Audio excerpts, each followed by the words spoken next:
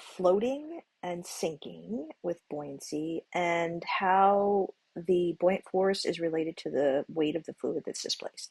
So I have a simulation here that I can change the type of materials that I have. So here I have a wooden block, and here I have an aluminum block, and I can change those over here on the right.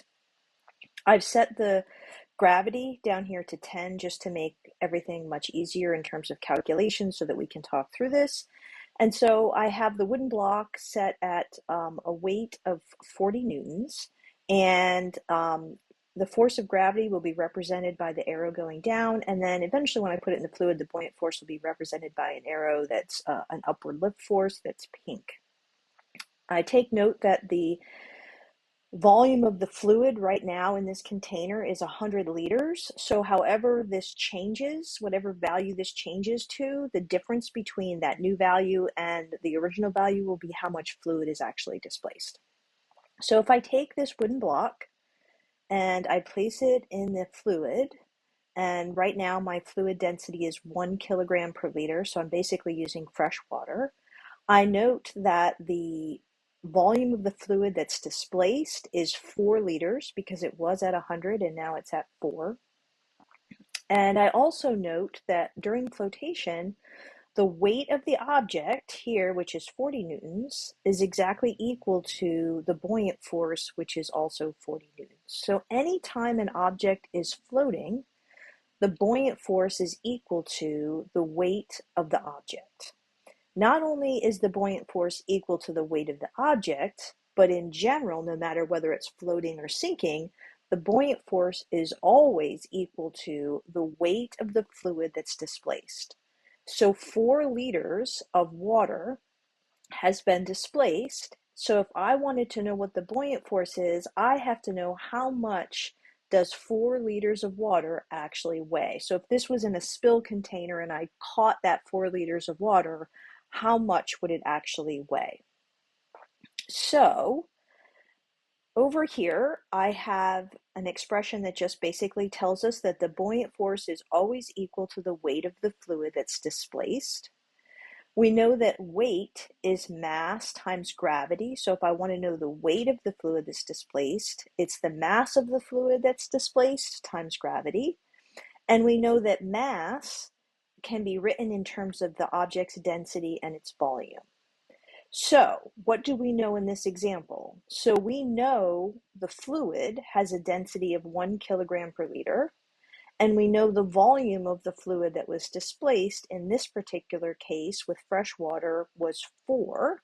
So in our example, I can calculate the weight of the fluid that's displaced by multiplying the density of the fluid, which is 1, times the volume of the fluid displaced, which is 4 kilograms per liter, and the liters will cancel the liters, and then I multiply by gravity and I get 40. So no matter what the case is, the buoyant force is always equal to the weight of the fluid that's displaced. And we can calculate the weight of the fluid that's displaced in this particular simulation by multiplying the density of the fluid times the volume of the fluid that's displaced, in this case 4, times gravity, and we're using an easy number here, which is 10.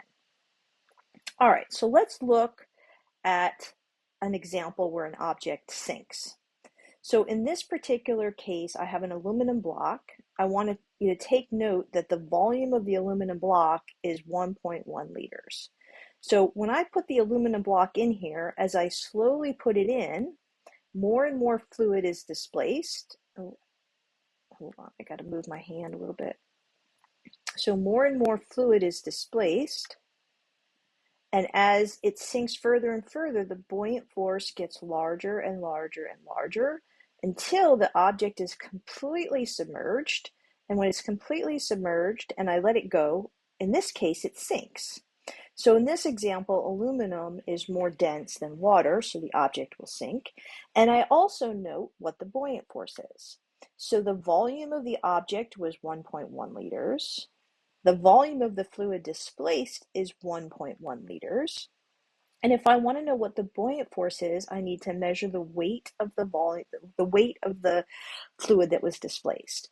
So the weight of the fluid displaced is the mass, excuse me, it's the mass of the fluid displaced times gravity, but it's the density of the fluid, which is 1, times the volume of the fluid displaced, which is 1.1, times gravity, so 1 times 1.1 is 1.1, times gravity, which is 10, which gives me 11.11 newtons. So if an object sinks, the buoyant force is going to be less than the weight of the object. And that should make sense according to the sum of the forces. You've got a net downward force of 30 newtons. You only have 11.11 newtons acting up, so there's not enough upward lift to keep this object floating. Now, if I place the object on a scale, I could read what its apparent weight is, which is essentially what the contact force is, and I can actually add that contact force in. So the contact force is what the scale actually reads here. And so the two upward forces here, the contact force and the buoyant force, since the system is in equilibrium, have to equal the weight of the object, which in this case is 30 newtons. And that's what actually happens. The scale is kind of fluctuating a little bit, but okay, I'm going to remove that. So now let's think a little bit about what happens if I change the fluid density here. So I'm going to make the fluid density 2. So I'm basically making it twice as dense. And what we want to explore is whether or not that changes the buoyant force on an object when it floats and when it sinks. So I'm going to go ahead and I'm going to put my wooden block in here. And I'm going to look at what the buoyant force is. And what I notice is that the buoyant force is still equal to the weight of the object. And so again, the system is in equilibrium. So if it's in equilibrium, the upward force has to equal the downward force. So those two forces have to be equal to one another. So the buoyant force is still the same as it was.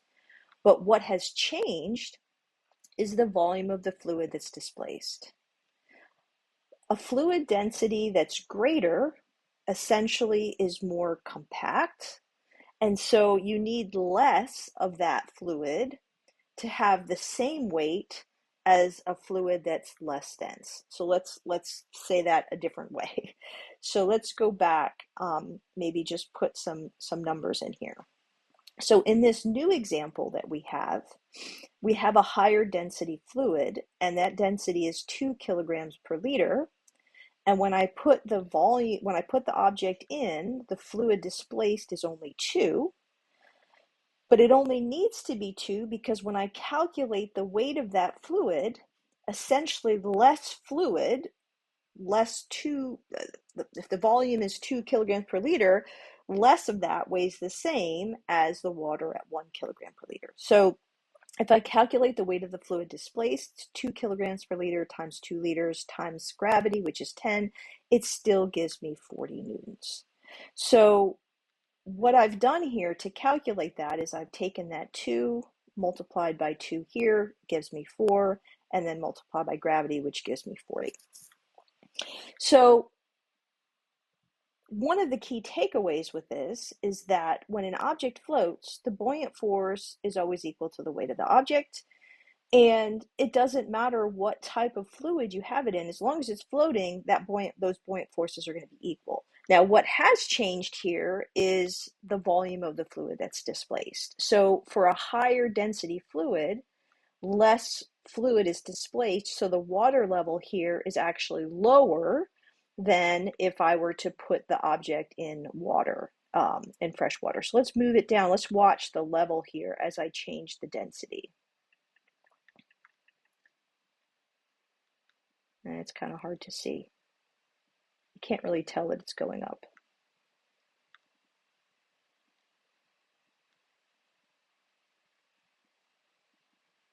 Well, I've gone really far here, but that's okay. So we can see that the water level in this container has gone up as the fluid density has gone down. And of course, if I go the other direction, it goes back up again, right? So the water level in this container is lower with the higher density, right? So there it is low. It goes up when I put this in.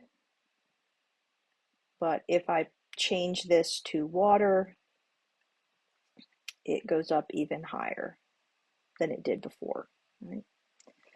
So when an object floats, buoyant force is always equal to the weight. So let's put this back to 2, and let's see what happens in terms of the buoyant force on the aluminum block.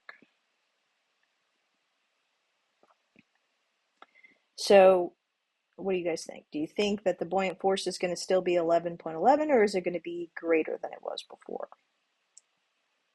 Let's check it out.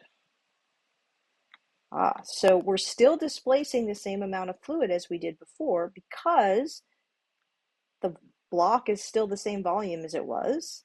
So the same amount of fluid is displaced, but the buoyant force has gotten bigger. The reason the buoyant force is bigger is because the fluid is more dense. So the weight of the fluid displaced here would be the volume of the fluid, 1.11, times the density, which is 2, so that's 2.22, times gravity, which is 10, which gives me 22.2 newtons. So as the density increases, right, the buoyancy force also increases. Now, if I make this dense enough in the fluid, it will actually float to the top, right? Because the density has gotten so big that the density is greater than the density of aluminum. Okay,